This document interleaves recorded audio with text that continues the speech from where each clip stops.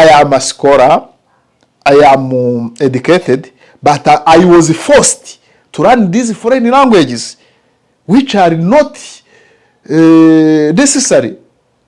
Why? Because in Africa, when we have the language that is uniting Africa, it's enough. We can be happy to be called the Africans. For me, I'm very happy to be called an African than being called any nation. Because these nations, they are using these nationalities in Africa, totally it doesn't matter. And it is not valuable. But you can have a business here in East Africa, especially in Rwanda or DRC or Burundi, Uganda, and when you see things are not going well, you can shift your business to West Africa, to South Africa, to North Africa, because all of us, we are Africans.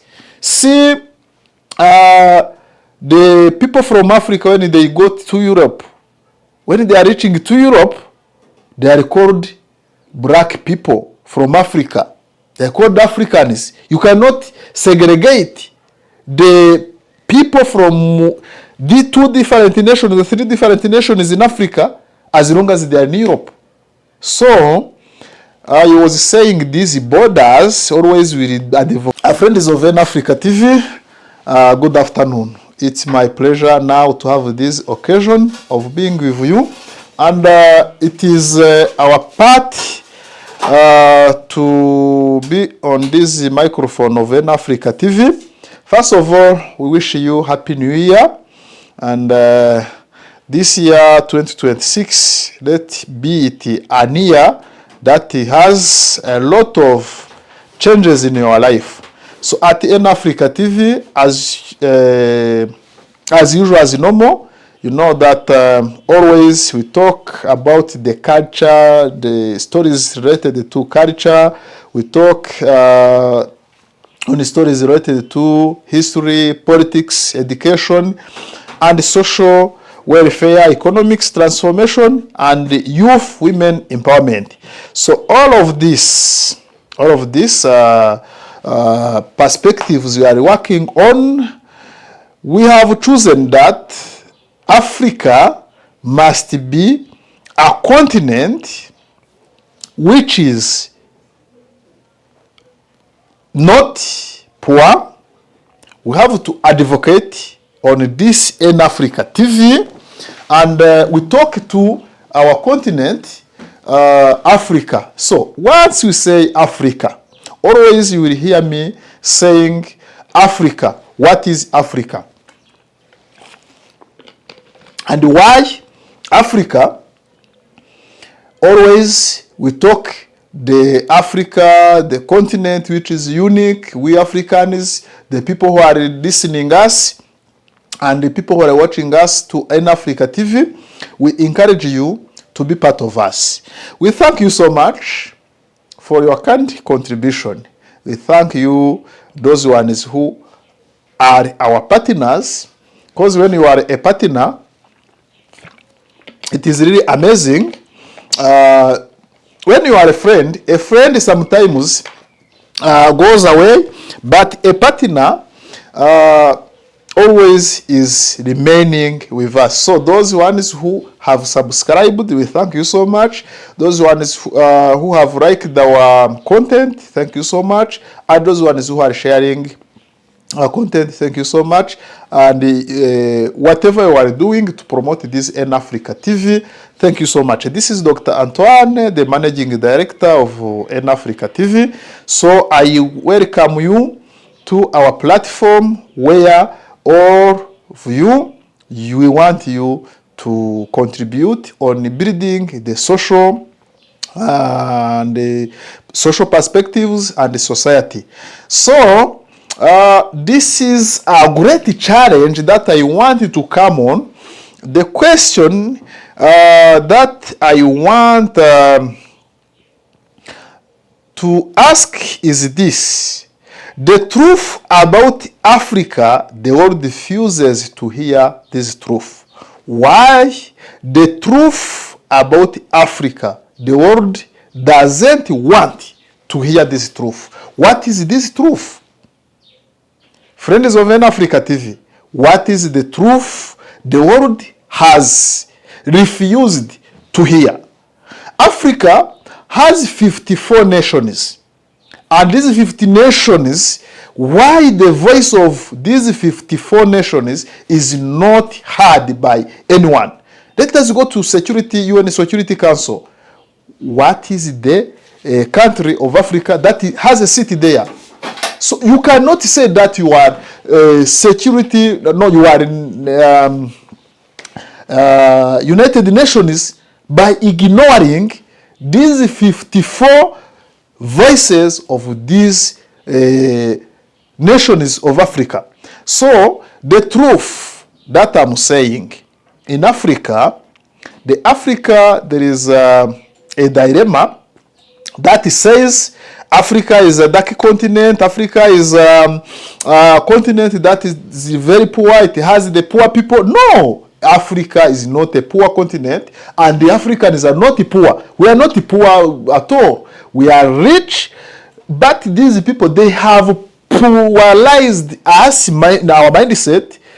I'm saying imperialist, the superpowers, the so-called superpowers, but now this is the time of raising our voice by against this mindset, this propaganda that is saying Africa is poor. So these people, the superpower imperialists who have polarized our Africa, they imposed us to use their language, which were not supposed to be in these nations. They imposed us to imitate their education, the education system. Let me tell you this, Africa is the only continent that is not having its own language. They have killed our ancestors, like our forefathers, like Gaddafi. Gaddafi has been killed because of his mindset. They have been killing so many African leaders who had the mindset of transforming Africa.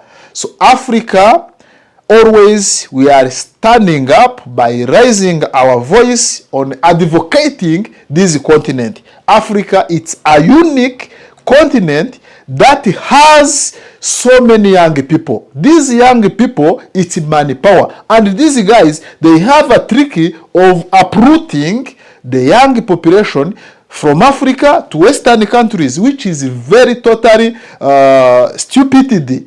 So we are against of this. And these Western people, we wanted to build Africa where these Western people, they are coming. Why they are saying that Africa is a poor continent and yet they don't want to leave Africa? Have you seen these Western people? They are not leaving Africa. Why they say that Africa is a poor continent and yet they don't want to leave Africa? So we pan-Africanists, our voice is above. Always we are talking on this issue. We wanted to have Africa that is united. We wanted to have Africa that has not wars. These wars, these criminal crimes that are taking in Africa. Always we see in different nations, people are being killed. And the divisionism, there are so many. Because these guys, the imperialists, they have tried to disunite African continent. And always they are disuniting the African continent, which is totally bad. So we Pan-Africanists, we are now standing and raising our voice out by declaring that enough is enough. We want to have Africa that has peace. We want to have Africa that has solidarity. We want to have Africa that has common interest sharing. When we'll be sharing the interest of Africa, and also these fake, I'm calling these fake borders. Always I'm arguing these political leaders to remove borders and reinforce the solidarity of Africa. When the Africa will have one language, Like Swahili. Swahili can connect all countries of Africa, and it can be African language. Why Africa? We don't have African language. Yeah, even the Bantu languages, you can even select one language that can connect the whole Africa. Instead of using French, instead of using English, instead of using Portuguese, you go to Mozambique, they speak Portuguese. You go to Nigeria, they speak English. You go to Cameroon, part of Cameroon, one is speaking French, another part is speaking English, which is very chaotic situation. What kind of this legacy of colonialists? So as long as you come to East Africa, they are enforcing English. So even me also, I am a scholar, I am educated, but I was forced to learn these foreign languages, which are not necessary. Why? Because in Africa, when we have the language that is uniting Africa, it's enough. We can be happy to be called the Africans. For me, I'm very happy to be called an African than being called any nation, because these nations, they are using these nationalities in Africa, totally it doesn't matter, and it is not valuable. But you can have a business here in East Africa, especially in Rwanda or DRC or Burundi, Uganda, and when you see things are not going well, you can shift your business to West Africa, to South Africa, to North Africa, because all of us, we are Africans. See, the people from Africa, when they go to Europe, when they are reaching to Europe, they are called black people from Africa. They are called Africans. You cannot segregate the people from the two different nations, the three different nations in Africa, as long as they are in Europe. So, I was saying these borders, always we advocate the useless of these borders. What the borders have brought, it's just the political tension. It has brought the conflict which are not necessary. Look at the political leaders who has misunderstanding among themselves, which is not necessary. And now, we see some borders are closed for some parts of nations in Africa, which is dangerous for Africans. And this is not favoring Africans. So, at NAfrica TV, we are declaring that Africa has all necessity. Africa has all resources. Africa has all raw materials. Medicine, let us come back on the medicine. Egyptians, we have learned Egypt civilization. It is the oldest civilization. This is surgery. The surgery was done by Egyptians. And this mathematical engineering, you know, these Greek people, they have rooted the African traditions from Africa to Greek.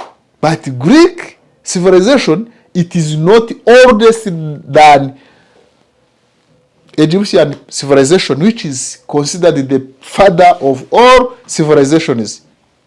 So at NAfrica TV, we wanted the people who can stand up with us. I was saying that we are forced to use these foreign languages, but in short, we are liking some president who have been taking the decision of removing these foreign languages. Yeah, some people who are colonized the mindset, they are saying learning English and French, it opens the chances of being connected around the world. Why we are imitating these languages from Western countries? Why these Western countries, they are not interested in learning our languages? We Africans, We have to say that enough is enough. The Western people, they have even coming here. Yes, we agree with them. They have advanced, but even us, it is possible. In Africa, it is possible to be rich. Africa is a continent that has all materials that are needed in Africa. So, in my short words, at NAfrica TV, this is the platform that is helping our people and shaping our political leaders and also shaping our faith leaders as long as traditional leaders to abide on African perspectives and African culture. So I thank you so much, reminding you to subscribe to our channel, to share, to comment, and if you have something to share with the African people, please, you are most welcome, and our doors are opened. So if you have an idea, a supporting idea on where we can even improve on this, it is better. Finally, remember, these are forced languages. We were forced to learn, and we have just imitated that, we have accepted that, but in future, things have to be changed. I wish you the new year of 2026 and blessing in this new year. Shalom, shalom.